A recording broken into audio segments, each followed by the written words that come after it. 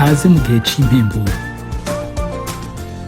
Bakunzi twama dusangira ijambo ry'Imana mu kiganiro gihe cy'impemburo, ndabaramukije amahoro ya Kristo. Ijambo dusangira riri mu gitabo c'imigani igice ca 6 umurongo wa 16 gushika ku murongo wa 19. Imigani igice ca 6 umurongo wa 16 gushika ku murongo wa 19. Umutwe w'amajambo uravuga ngo ivyo Uhoraho yanka. Hari ibintu bitandatu Uhoraho yanka, mbere n'indwi bimusesema: amaso y'ubwibone n'ururimi rw'ibinyoma, n'amaboko avisha amaraso y'aberanda, n'umutima ugera imigabo mibi, n'ibirenge vyihutira kwirukira ikibi, n'icabona c'ibinyoma kivuga ivy'ubuhumbi, n'uvyura imitongano mu bavukana. Imana idufashe cane. Umutwe w'amajambo avuga ngo ivyo Uhoraho yanka. Uhoraho n'urukundo, Imana n'urukundo, kandi ikunda bose idatoranije. Niko ijambo ry'Imana tubarira, ikunda bose, kuko urukundo Imana yakunze abari mw'isi niko rwatumye itanga umwana wayo w'ikinege. Tukira abanyavyaha ngo Imana yatweretse urukundo rwayo mu kuduha umwana wayo. Imana ishimwe cane.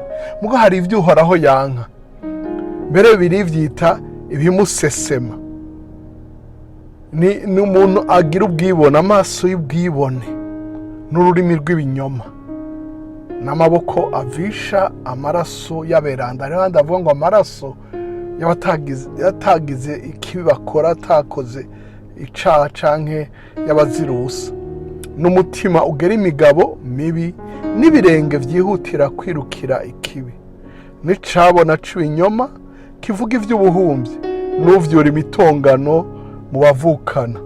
Imana idufashe cyane kandi Imana iturinde.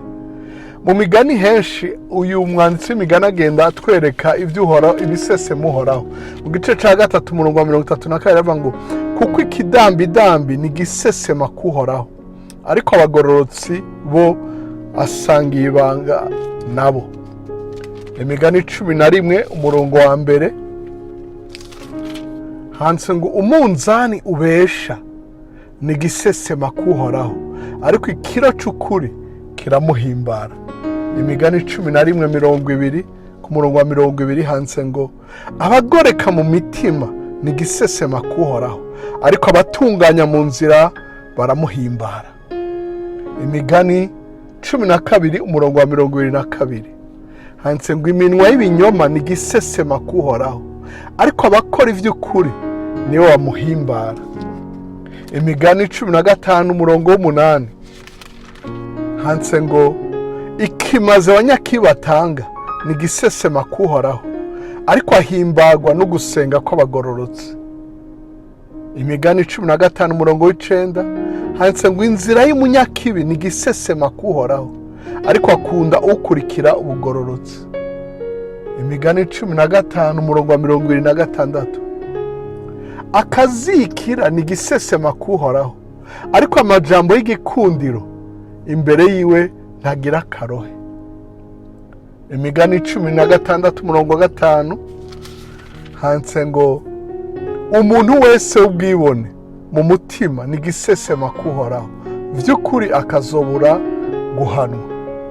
Imigani 17 umurongo wa 15 handitse ngo utsindanishiriza umunyakibi bo n'utsindisha umugororotsi bomi nyene ni gisesema k'Uhoraho. Imigani 20 umurongo wa 10 ibiro bitangana n'ibigeresho bitangana vyomi ni gisesema k'Uhoraho. Muri ico gice ca 20 umurongo wa 23 handitse ngo ibiro bitangana ni gisesema k'Uhoraho, kandi umunzane w'ibinyoma si mwiza. 21 umurongo wa 27 igice ca 21 umurongo wa 27 handitse ngo ikimaze abanyakibatanga kirasesema. Mbegi iyo ikimaze abanyakibatanga kirasesema, mbegi yakizananye umutima mubi ntikirushiza kuba igisesema. Ibi ni ibisesema Uhoraho. Yesaya igice cya mbere umurongo wa 13. Turavuye mu gitabo c'imigani, ni 20 gusa itari mu gitabo c'imigani. Yesaya igice cya mbere umurongo wa 13 handitse ngo ntimukongere kunshikanira amashikanwa atagira ikimazi, imibavu n'igisesema kuri jewe. Imboneko z'amezi z'amasabato no gukoranya ibikorane, eka sinshobora kwihanganira amakoraniro y'agahebuza avanze n'ibigabitanye. Uhoraho atubarira ibimusesema naho byabiboneka neza ku bandi. Umurongo wa nyuma dusoma uri muri Luka igice cya 16. Yesu yawuvuze yisunze mu migani naho nyene. Luka igice cya 16 umurongo wa 15 handitse ngo arababwira ati mwebwe mugomba kwiyerekana nk'abagororotse mu maso y'abantu, ariko Imana irazi imitima yanyu, kuko igishizwe hejuru mu bantu ari gisesema mu nyonga z'Imana. Aha Yesu yavuze yisunze imigani igice cya 6 umurongo wa 16. Imana idufashe cyane, Imana iduhe kwinezereza. Hariho ahandi mu byahishuwe Yohana avuga ngo kudashushe kutabira ntukanye, ukabura akazuyazi zo kudahwa.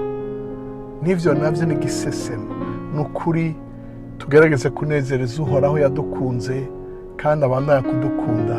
Imana ibahezagire mwe mwaduteze yombi, kandi mushishikara gusangiza abandi ijambo ry'Imana. Muragahezagirwa n'umuremyi wanyu n'umukunzi wanyu n'umucunguzi wanyu, mu izina rya Yesu, amen.